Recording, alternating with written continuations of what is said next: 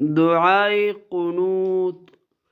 اللهم إنا نستعينك ونستغفرك ونؤمن بك ونتوكل عليك ونثني عليك الخير ونشكرك ولا نكفرك ونخلع ونترك من يفجرك.